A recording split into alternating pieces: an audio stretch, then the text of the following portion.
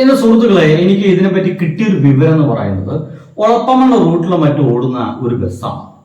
അതിൽ നിന്ന് ഒരു പെൺകുട്ടി, വെൽ ഡ്രസ്സഡ് ആയിട്ടൊരു പെൺകുട്ടി ഇറങ്ങി വരുന്നു.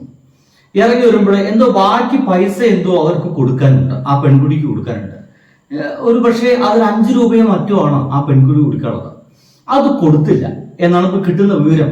അപ്പൊ അത് ചോദിച്ചപ്പോൾ അതിലത്തെ കിളിയും ഒപ്പം തന്നെ ആ ബസ്സിലത്തെ കണ്ടക്ടറും കൂടിയിട്ട് ആ പെൺകുട്ടി ആക്ഷേപിക്കുകയാണ്. എത്ര ആളുകൾക്ക് മുമ്പിലാണ് നിന്ന് ഈ ആക്ഷേപിക്കുന്ന ആലോചിച്ചോക്കെ, ഈ കളിപ്പിക്കുന്ന ആലോചിച്ചോക്കെ, ഒന്നിനും കണ്ടുനോക്കൂ.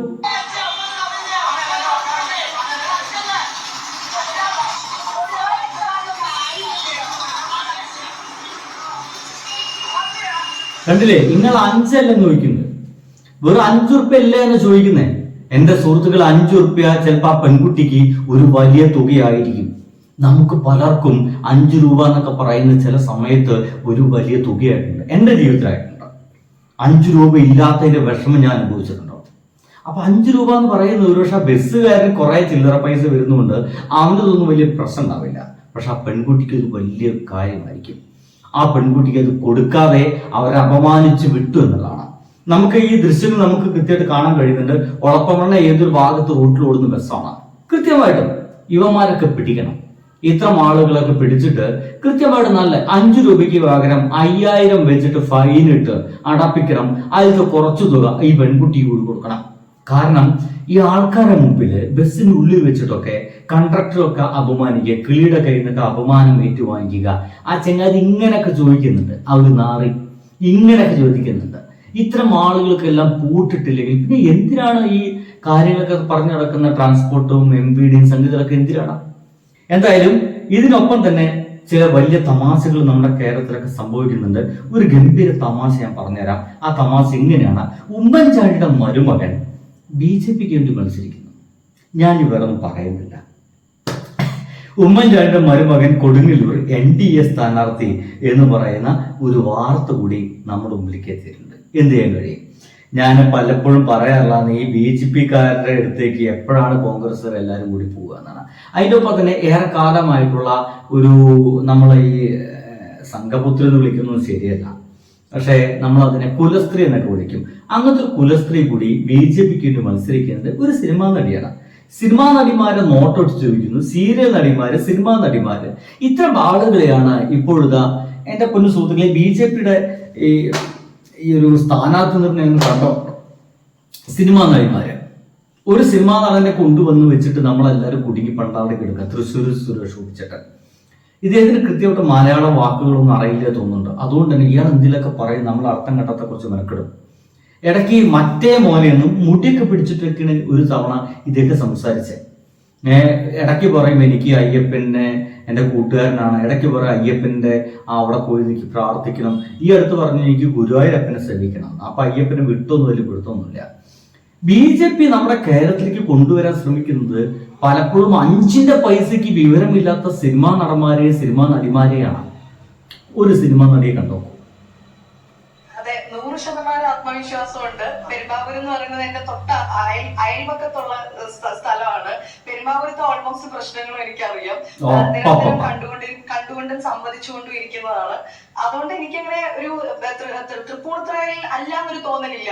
അതേപോലെ തന്നെയാണ് അതെ, മനസ്സുകൊണ്ട് തന്നെ ഇപ്പോ BJPയുടെ വേദിയിൽ പലപ്പോഴും കണ്ടിട്ടുണ്ട്. അപ്പോൾ BJP സ്ഥാനാർത്ഥിയൊക്കെ ആയിട്ട് വരുമെന്നുള്ളതാണ് പല ഘട്ടങ്ങളിലും കരുതിയിരുന്നത്. ഇത് പെട്ടെന്നൊരു മാറ്റം.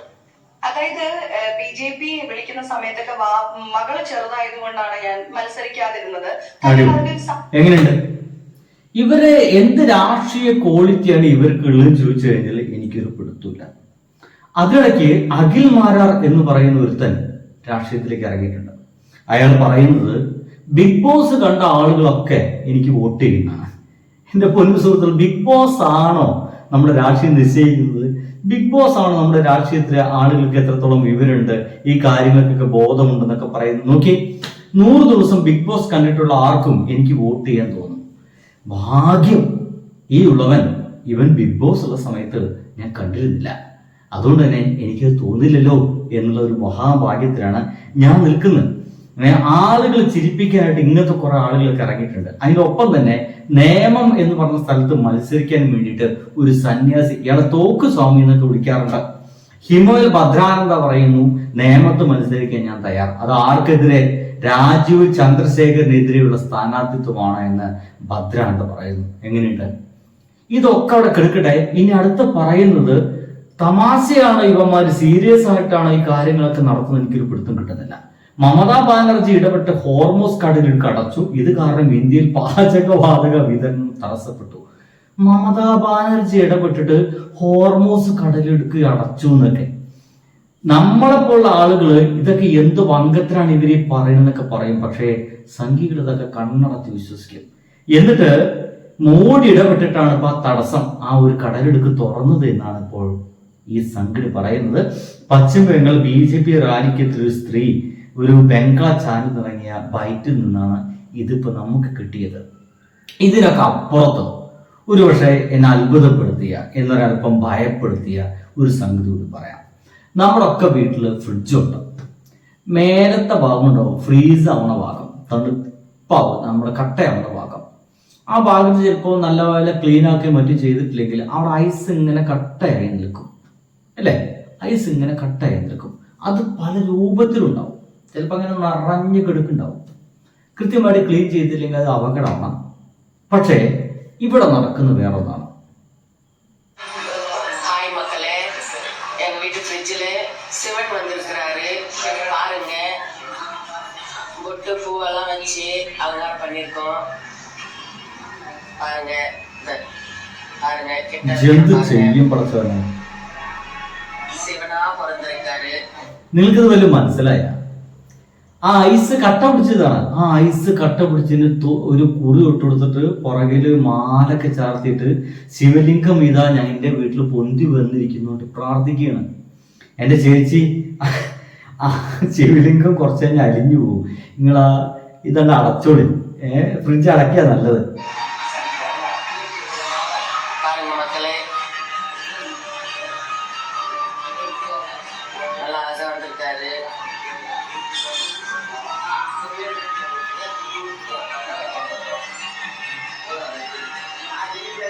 ഞാൻ വിചാരിച്ചത് ഇവര് സീരിയസ് ആയിട്ടുള്ള തമാശയായിട്ട് എന്തൊക്കെ ചെയ്യുക, നല്ലതേ. അവര് സീരിയസ് ആയിട്ടുണ്ട്. അവിടെ പൂജ തുടങ്ങിയിരിക്കുന്നു. എൻ്റെ അഭിപ്രായത്തില് ഒരുപക്ഷെ ആ ഒരു ഫ്രിഡ്ജ് ഒരു അരമണിക്കൂർ അങ്ങനെ തുറന്നിട്ട് കഴിഞ്ഞ് ശിവലിംഗം മിക്കവാറും ഒരുക്കി പോകും. പിന്നെ ആയം എന്ത് ചെയ്യുമെന്ന് എനിക്കൊരു പിടുത്തൂല.